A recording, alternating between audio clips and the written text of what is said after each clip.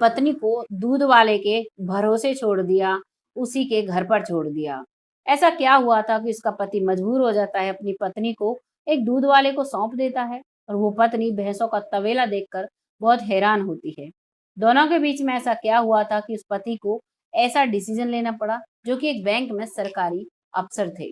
नमस्कार, मैं महक चौधरी आज आपके सामने एक ऐसी कहानी लेकर आई हूँ, बड़ी ही दिलचस्प। अगर आप सुनोगे तो आपको एक प्यारी सी सीख जरूर इससे मिलेगी। तो शुरू करते हैं आज की कहानी। आज की कहानी में एक लड़का होता है जिसका नाम होता है पीयूष। पीयूष नाम का जो लड़का होता है वो अपने मामा मामी के घर पर रहता है, क्योंकि उनके मामा मामी को कोई संतान नहीं थी। उन्हीं के साथ रहता है। मामा मामी उसे बहुत अच्छे से पढ़ाते लिखाते हैं। वो पढ़ने में बेहद ही होशियार है और अपने मामा मामी की हर बात माना करता है। यही सिलसिला लगातार चलता है। उसकी स्कूलिंग पूरी होती है, उसके बाद उसका कॉलेज पूरा होता है, ग्रेजुएशन कंप्लीट होती है। उसके बाद वो एंट्रेंस एग्जाम देता है और उस एंट्रेंस एग्जाम में वो बैंक का मैनेजर का जो पद है उसे प्राप्त कर लेता है। और उस पद को प्राप्त करने के बाद अब वो बहुत अच्छी सैलरी वाली एक जॉब पा लेता है। जीवन में नए चेंज आते हैं, पैसा आता है और नाम फेम सब कुछ आता है, लेकिन उस लड़के में कोई भी बदलाव नहीं आता है। वो अपने मामी मामा से अब भी इतना प्यार करता है, बस जो वो कहते हैं वही बात मानता है और अपनी ड्यूटी करता है और अपनी दिनचर्या उसी हिसाब से उसकी चलती है। एक दिन उसके मामा मामी कहते हैं कि बेटा, हमें तुम्हारी शादी करनी है। तभी वो कहता है कि ठीक है, जिससे आपका मन करे उससे आप मेरी शादी कर दीजिएगा, लेकिन लड़की आपके पसंद की होनी चाहिए, अच्छी गुणवती होनी चाहिए, जो भी आपको सही लगे आप मेरे लिए अच्छा ही करेंगे। इस बात को सुनकर मामा मामी बहुत हैरान होते हैं। वो सोचते हैं कि आज के समय में तो बच्चे अपनी पसंद से शादी करते हैं, यहाँ पर शायद हमारा अपना बच्चा होता तो वो भी ये मौका हमें नहीं देता।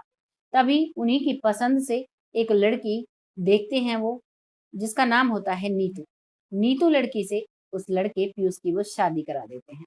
दोनों की शादी होती है, धूमधाम से शादी होती है, बहुत अच्छे से वो घर में रहते हैं।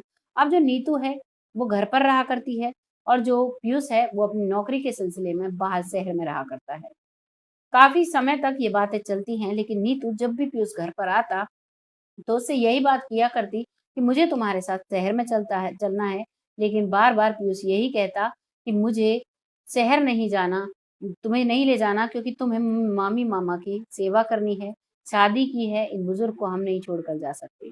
लेकिन जब बार-बार नीतू उनसे कहती है तो वो भी सोचने पर मजबूर हो जाते हैं और अपनी मामी-मामा से पीयूष जो है वो बात करता है, ये बार-बार शहर जाने के लिए बात कर रही है, आप जैसा कहेंगे वैसा होगा। तभी मामा-मामी कहते हैं कि बेटा, हम तो इतने बुजुर्ग नहीं हुए हैं, तुम अपनी लाइफ को अच्छे से एंजॉय करो और शहर में रहने का मन है तो कोई बात नहीं, जब हम बुजुर्ग हो जाएँगे ज़्यादा, तो हम तुम्हारे पास ही चले आएँगे अगर हमें कोई परेशानी होगी, नहीं तो तुम उस समय आ जाना।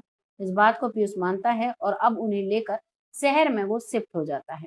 शहर में रहने लगती है, पति-पत्नी रहते हैं, बहुत ही बड़े ही आराम से एन्जॉय से वो रहती है, क्योंकि बैंक में सरकारी मैनेजर जो उसका पति था, जिस भी चीज़ की ज़रूरत होती, वो एक फ़ोन किया करती, फटाक से उसका सामान आ जाया करता।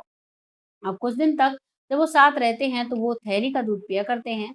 तभी पीयूष कहता है कि थैली के दूध में तो इतना अच्छा नहीं होता, क्यों ना हम भैंस का दूध लगा लेते हैं। दूधिया आते हैं यहाँ से, इनसे बात कर लेते हैं। तो उसकी पत्नी कहती है ठीक है, क्योंकि प्योर दूध रहेगा तो सही रहेगा शरीर के लिए, और वो दूध लगा लेते हैं उस दूधिये से। डेली का 2 लीटर दूध वो लिया करते हैं और 2 लीटर दूध लेकर उससे अच्छे-अच्छे खाना-पीना, दूध भी पीते हैं और कभी-कभार वो मिठाई भी बना लिया करती है उसकी पत्नी। बहुत अच्छे से वो दोनों रहते हैं।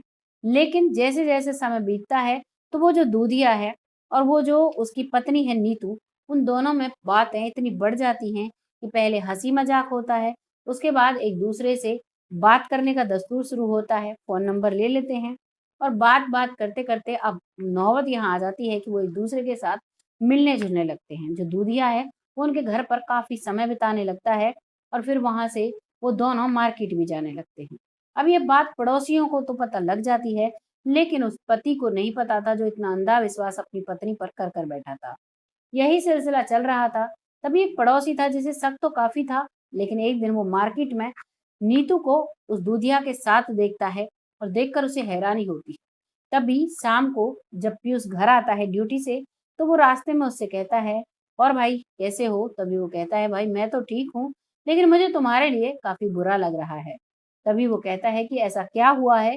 तभी वो कहता है कि भाभी जी, मुझे शक काफ़ी समय से था, लेकिन भाभी जी जो हैं वो आपके दूध वाले के साथ काफ़ी घुली-मिली हुई हैं, क्या चक्कर है?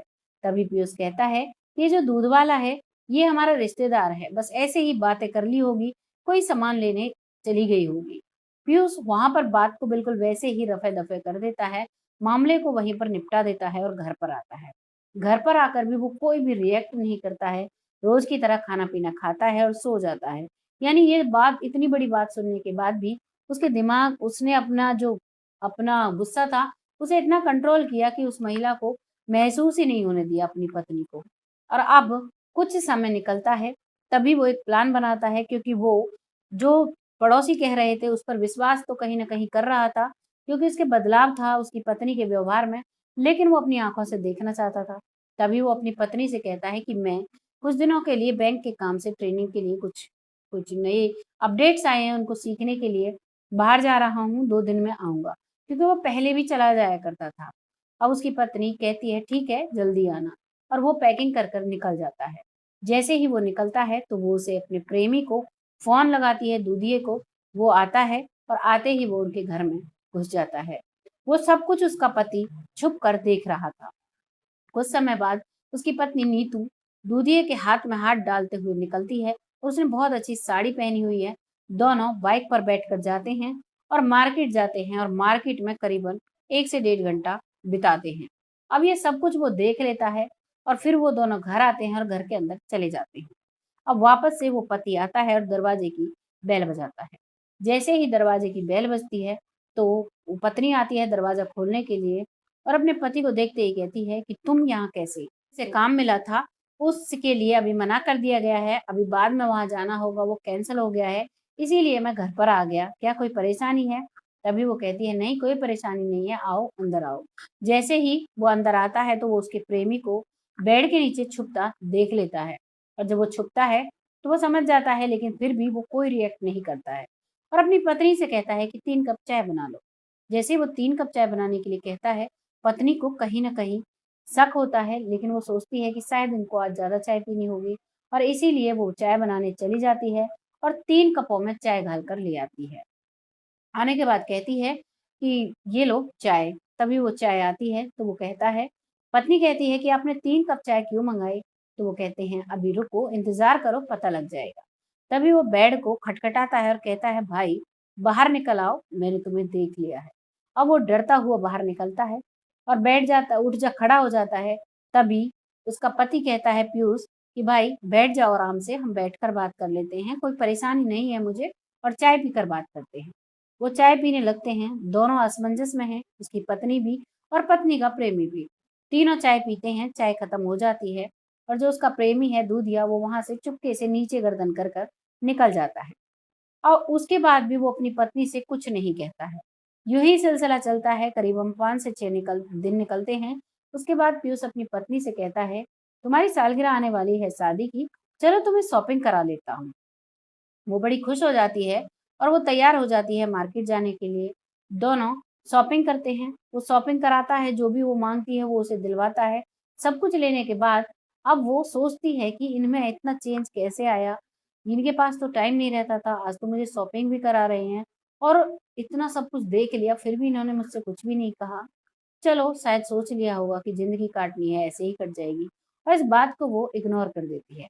जब उसे एक साड़ी, नेकलेस और बहुत सारे गिफ्ट दिलवाए, तो वो सब कुछ खरीद लेती है और गाड़ी में रख लेती है। एक 2-3 बैग उसने रख लिए थे। अब वो वापस बैठकर घर की तरफ चलने लगते हैं। जब वो घर की तरफ जा रहे थे, तभी वो पति जो है वो रास्ता बदल लेता है, तो पत्नी कहती है, "ये तो हमारे घर का रास्ता नहीं है, तुम कहाँ जा रहे हो?" तभी वो कहता है कि, "बैठे रहो, कोई परेशानी नहीं है, मैं तुम्हें एक बहुत बड़ा सरप्राइज़ देने जा रहा हूँ।" पत्नी खुश हो जाती है कि आज इन्हें क्या हुआ है, इतने सारे सरप्राइज़ पे सरप्राइज़ दिए जा रहे हैं, चलो देखते हैं क्या हो रहा है। और वो बैठी रहती है, गाड़ी धीरे-धीरे जाकर एक गाँव में जाती है जहाँ पर कच्चे मकान थे और एक बड़ा-सा भैंसों का तबेला था, उसके पास जाकर रुक जाती है। जैसे ही गाड़ी रुकती है, तो वहाँ नज़र पड़ती है कि जो प्रेमी था दूधिया, वो वहाँ पर चारपाई पर बैठा हुआ था, उन भैंसों के बीच में। वो दोनों उतरते हैं।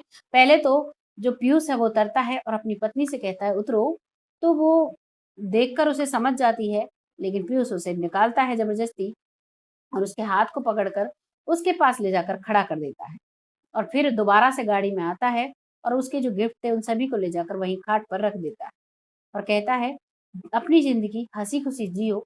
अगर मेरे साथ रहने में तुम्हें ज़िंदगी का आनंद नहीं आ रहा, तो तुम यहाँ पर आराम से एन्जॉय कर सकती हो।"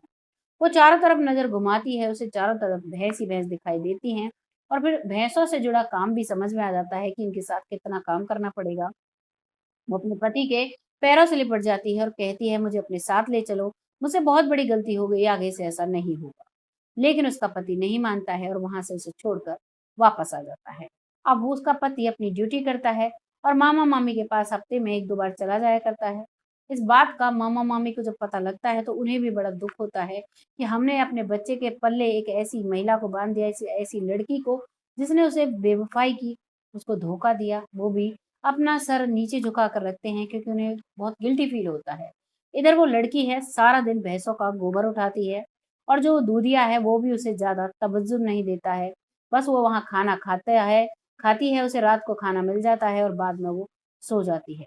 अब उसे कोई भी प्यार करने वाला नहीं है, उसका सारा ऐशो-आराम छूट चुका है। ये थी कहानी एक महिला के धोखे की और किस तरीके से उसके पति ने उससे बदला लिया। आप क्या कहेंगे इस कहानी के बारे में? कमेंट बॉक्स में ज़रूर लिखिएगा। बहुत जल्द फिर आती हूँ ऐसी एक कहानी के साथ, तब तक के लिए जय हिंद, जय भारत।